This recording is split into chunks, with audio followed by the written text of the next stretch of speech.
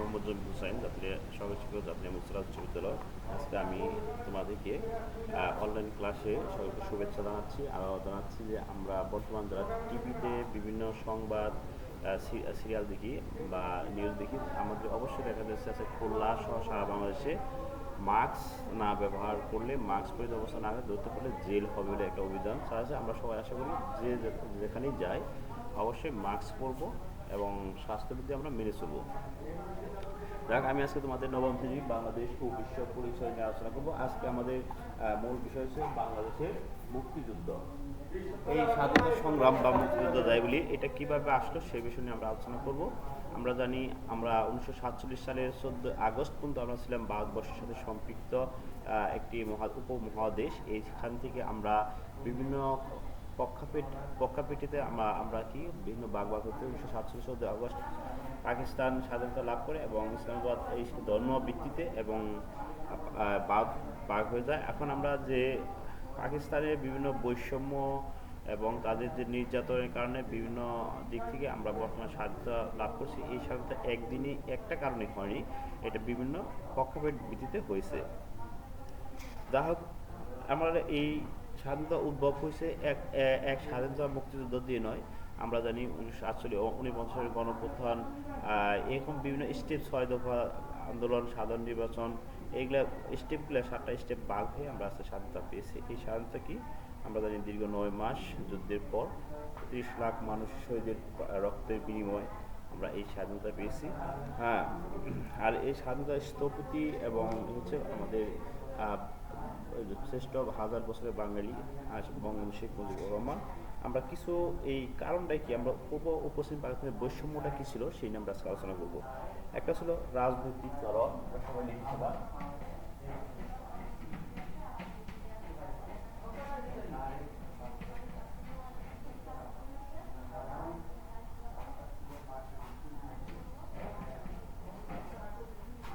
রাজনৈতিক বৈষম্য, আর হচ্ছে কি প্রশাসনিক বৈষম্য,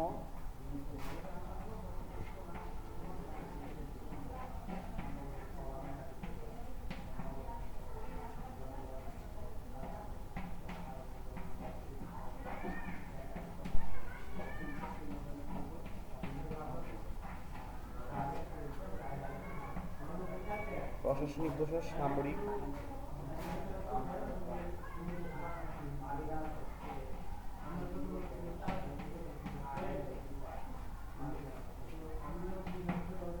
প্রশাসনিক বৈষম্য, আগে হচ্ছে সাংস্কৃতিক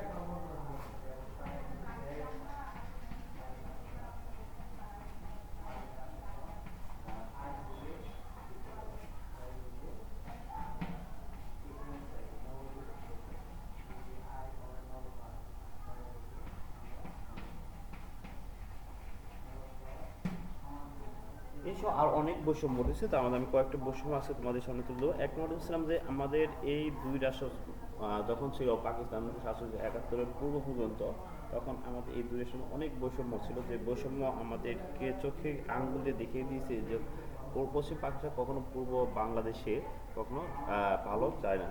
যেমন রাজনৈতিক বৈষম্য দেখা যায়, হাজার হাজার মাইলের ব্যবধান হলে দুইটি অংশের মধ্যে রাজনীতির ক্ষেত্রে বাংলা বিভিন্নভাবে বৈষম্য শিকার, একদিন পদের বৈষম্য, রাজনীতি ভোটে অংশগ্রহণের বৈষম্য সহ সুযোগ সুবিধা এবং তাদের যে রাজনৈতিক ক্ষেত্রে সুযোগ সুবিধা সেটাতে বঞ্চিত করা হতো।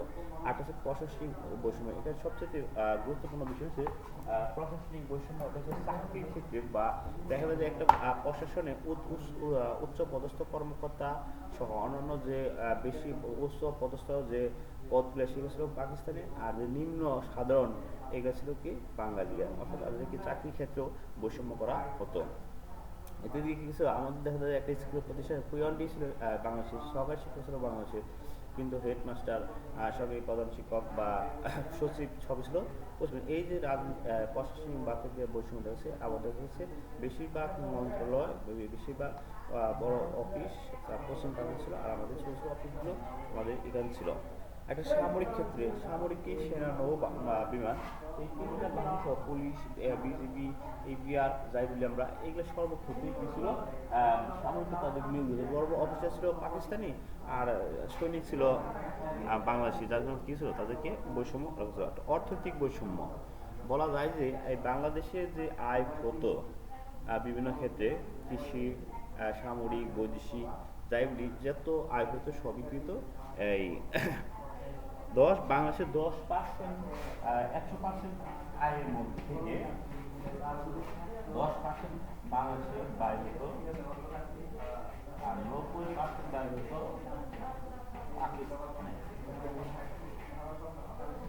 কি হতো এরকম যে বৈষম্য ছিল যে বেশিরভাগ সিংহভাগ আমাদের বাংলাদেশের যে আয়টা ছিল ওইটা পাকিস্তানে খরচ হতো আর কিছু অংশ বাংলাদেশে ব্যয় করা হতো। দেখা যায় এতে দেখা যায় আমাদের চরম বৈষম্যের শিকার হওয়া ছাড়া আর কিছুই ছিল না।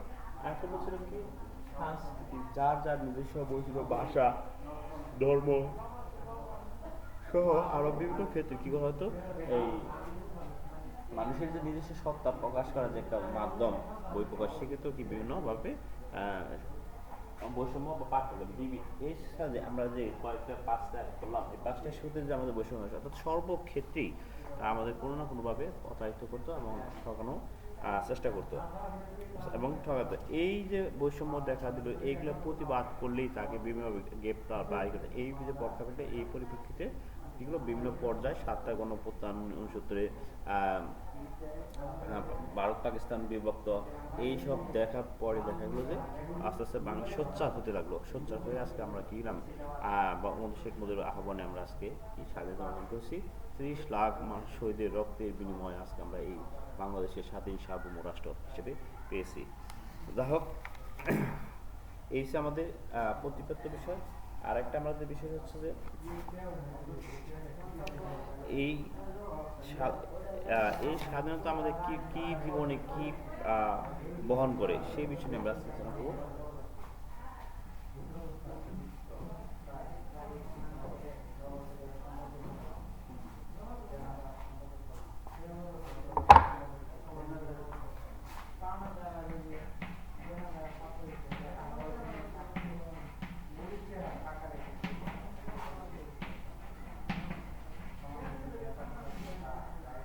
স্বাধীনতার গুরুত্ব আমরা বলতে গেলে একটা দেশ বা জাতি যখন তার স্বাধীনতা পরাধীন থাকে তখন সে কখনোই তার মনের আবেগ, তার কাজকর্ম, বাক স্বাধীনতা কখনোই স্বাধীনভাবে কাজ করতে পারে না। তার মধ্যে একটা পরাধীনতার ভাব সৃষ্টি হয়। এটা একদমই দূর করে যদি আমরা তাকে সক্রিয় করে তুলতে পারি তাহলে আমাদের নাগরিক জীবনে, একটা রাষ্ট্রের জীবনে স্বাধীন সচেতন নাগরিক সুশীল সমাজ হিসেবে তার শুরু করি। আমাদের স্বাধীনতা বা মুক্তিযুদ্ধের গুরুত্ব আমি বলে শেষ করতে পারবো না। দেখো আজকে আমরা বিভিন্ন কাজে যে কাজে যাই, আজকে আমরা বাঙালি জাতি হিসেবে বুক খুলে আমরা সব কাজ করতে পারি। আমরা ভাষার স্বাধীনতা তখন বলা হতো জয় পাকিস্তান, আর আজ বলতে পারি জয় বাংলা। এইটা কি এই যে আমাদের একটা বাক স্বাধীনতা হচ্ছে, আমাদের নিজস্ব সত্তা প্রকাশ করার যে সুযোগ পেয়েছি, সেটা আমাদের স্বাধীনতা গুরুত্ব আমরা বলে শেষ করতে পারবো না। আর কি একদম ভাষার ক্ষেত্রে আমরা স্বাধীনতা পেয়েছি, তারপরে কি আমরা চাকরির ক্ষেত্রে স্বাধীনতা পেয়েছি, লেখাপড়ার স্বাধীনতা, শিক্ষার ক্ষেত্রে স্বাধীনতা পেয়েছি, সামাজিক পরিবর্তনের স্বাধীনতা পেয়েছি, সামাজিক সচেতনতা পেয়েছি, সংস্কৃতি, রাজনীতি, অর্থনীতি সহ সকল ক্ষেত্রে আমরা এই স্বাধীনতা তাৎপর্য গুরুত্ব বহন করি। এই জন্য আমরা সবাই চেষ্টা করব যে আমাদের স্বাধীনতা পেয়েছি, আমাদের যে বঙ্গবন্ধু সহ বাঙালি যে স্বাধীনতা দিয়েছে শহীদরা, স্বাধীনতা অংশ করে মুক্তিযোদ্ধারা, আমরা এই শ্রদ্ধা সাহায্য এবং আমরা বেশি বেশি তাদের স্মরণ করবো যাতে আমরা এই স্বাধীনতার তাৎপর্য মর্যাদা আমি ধরে রাখতে পারি।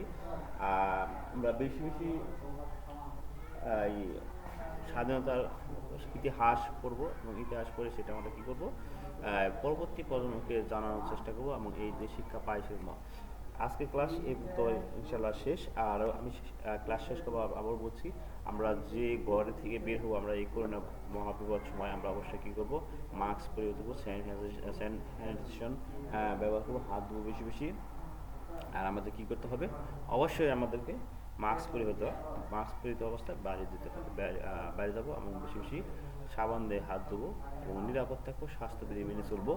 আর আমাদের যে অ্যাসাইনমেন্ট দেওয়া হয়েছে অবশ্যই আমরা অ্যাসাইনমেন্টটা আগামী বৃহস্পতিবার, অর্থাৎ আমাদের আর কদিন আছে 2 দিন পরেই বৃহস্পতিবার আমরা কী করবো, অবশ্যই আমরা অ্যাসাইনমেন্ট জমা দেবো এবং নতুন অ্যাসাইনমেন্ট আমরা সংগ্রহ করবো এবং সেটা আমরা পরবর্তী ধাপ অনুযায়ী এটা আমরা কী করবো আহ, শিক্ষকের নির্দেশ অনুযায়ী আমরা এটা লিখে আবার জমা দেবো।